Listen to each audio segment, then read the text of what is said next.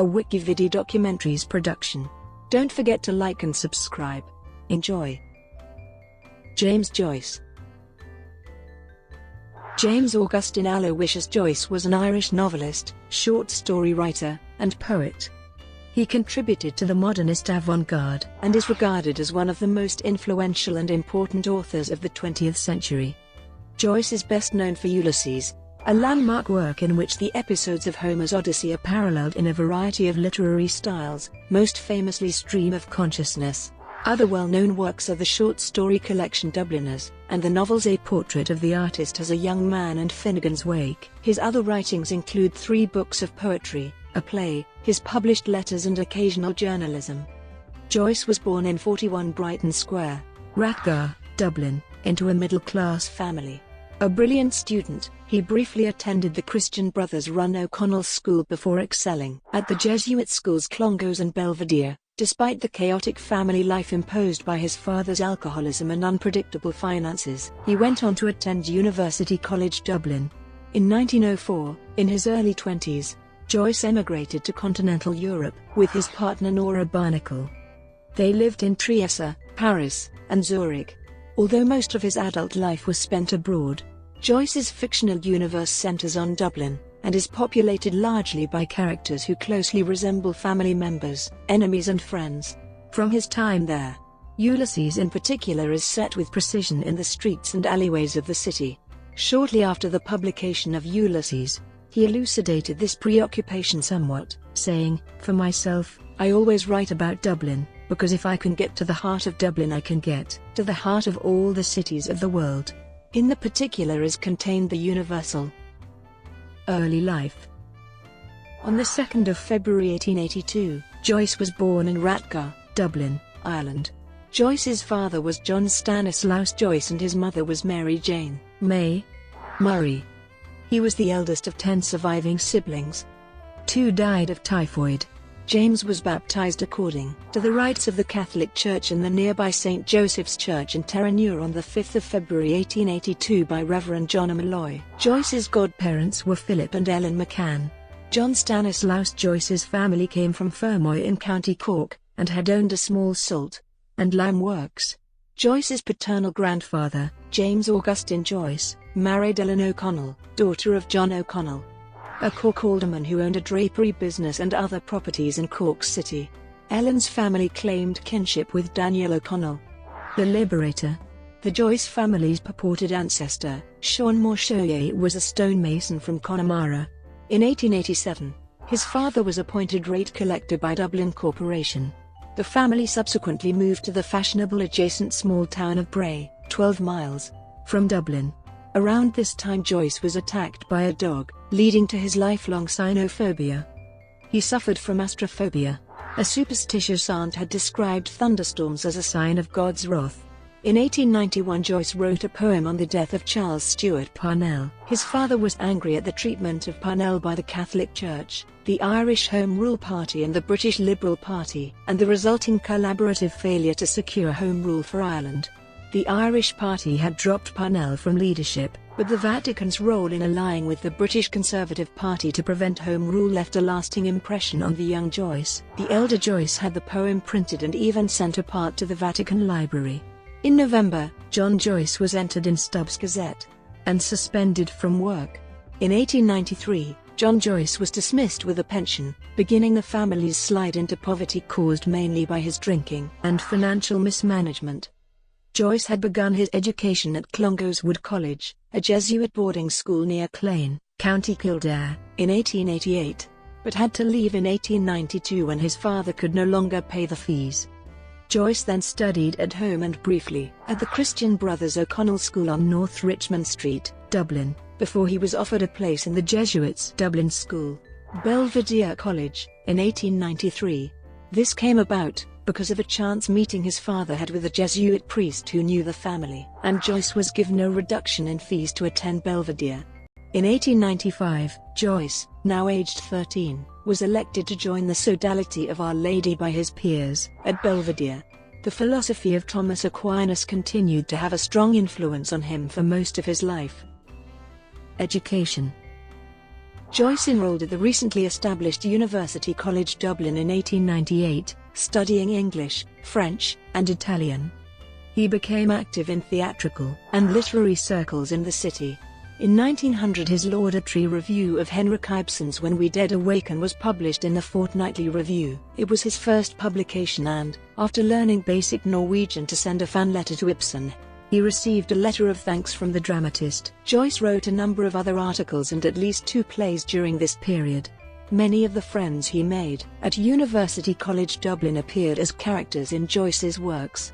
His closest colleagues included leading figures of the generation, most notably Tom Kettle, Francis Sheehy Skeffington, and Oliver St. John Gogarty.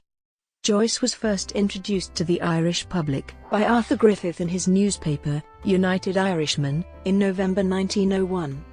Joyce had written an article on the Irish literary theatre, and his college magazine refused to print it. Joyce had it printed and distributed locally. Griffith himself wrote a piece decrying the censorship of the student James Joyce. In 1901, the National Census of Ireland lists James Joyce as an English and Irish-speaking scholar living with his mother and father, 6 sisters, and 3 brothers at Royal Terrace, Clontarf, Dublin. After graduating from UCD in 1902, Joyce left for Paris to study medicine. But he soon abandoned this. Richard Ellman suggests that this may have been because he found the technical lectures in French too difficult. Joyce had already failed to pass chemistry and English in Dublin. But Joyce claimed ill health as the problem and wrote home that he was unwell, and complained about the cold weather. He stayed on for a few months, appealing for finance his family could ill afford, and reading late in the Bibliothèque Sainte-Geneviève. When his mother was diagnosed with cancer, his father sent a telegram which read, "Another dying come home father." Joyce returned to Ireland. Fearing for her son's impiety, his mother tried unsuccessfully to get Joyce to make his confession and to take communion. She finally passed into a coma and died on the 13th of August, James and his brother Stanislaus having refused to kneel with other members of the family praying at her bedside. After her death he continued to drink heavily, and conditions at home grew quite appalling. He scraped together a living reviewing books, teaching, and singing. He was an accomplished tenor, and won the bronze medal in the 1904 Feshkull. Career.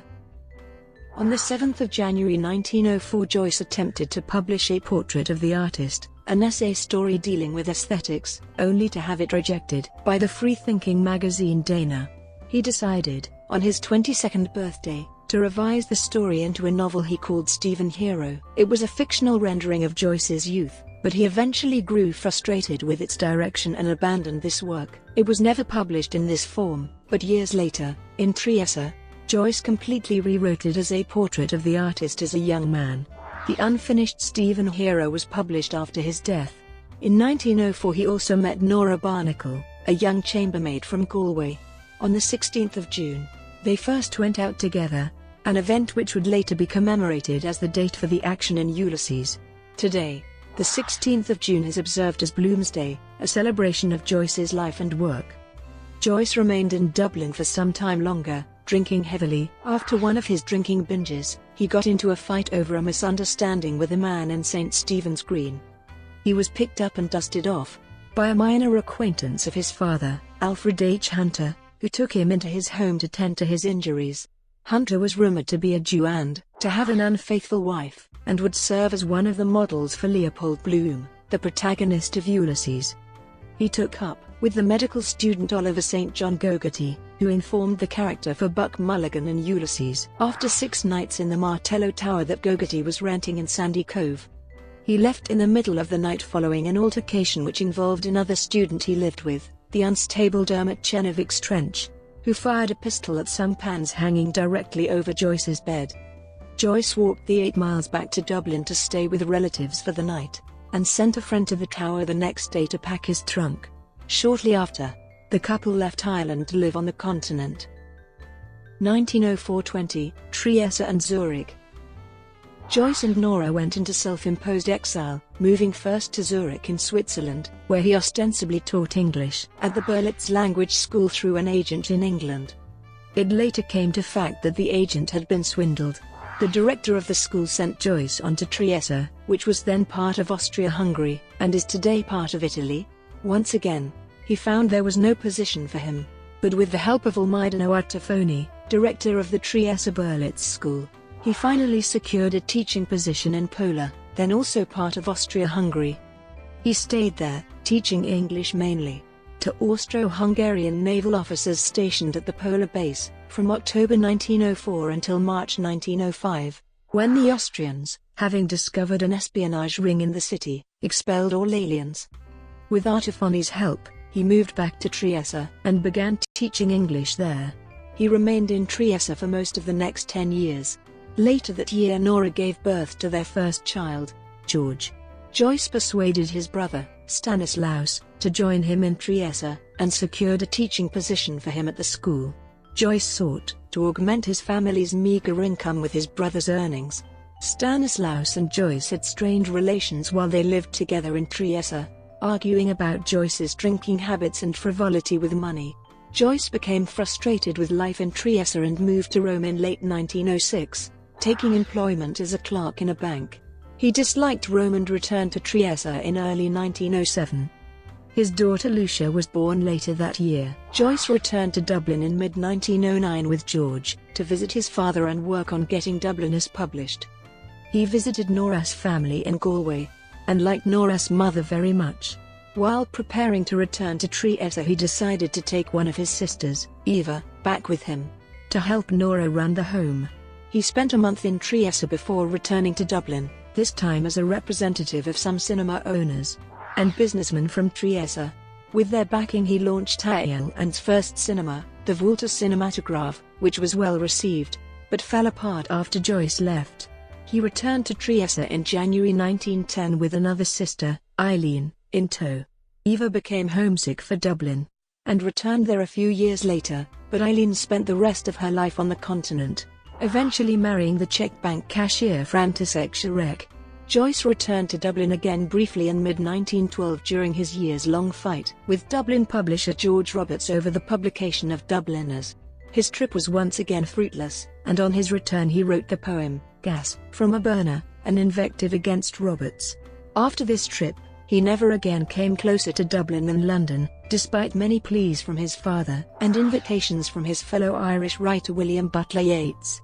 One of his students in Trieste was Ettore Schmitz, better known by the pseudonym Italo Svevo. They met in 1907 and became lasting friends and mutual critics. Schmitz was a Catholic of Jewish origin, and became a primary model for Leopold Bloom. Most of the details about the Jewish faith in Ulysses came from Schmitz's responses to queries from Joyce. While living in Trieste, Joyce was first beset with eye problems that ultimately required over a dozen surgical operations. Joyce concocted a number of money-making schemes during this period, including an attempt to become a cinema magnate in Dublin. He frequently discussed, but ultimately abandoned a plan to import Irish tweed to Trieste. Correspondence relating to that venture with the Irish woolen mills were for a long time displayed in the windows of their premises in Dublin. Joyce's skill at borrowing money saved him from indigence. What income he had came partially from his position at the Berlitz School and partially from teaching private students. In 1915, after most of his students in Trieste were conscripted to fight in the First World War, Joyce moved to Zurich. Two influential private students, Baron Ambrogio Ralli and Count Francesco Sordina, petitioned officials for an exit permit for the Joyces, who in turn agreed not to take any action against the Emperor of Austria-Hungary during the war. Brought to you by WikiVidi Documentaries. Would you like to know more?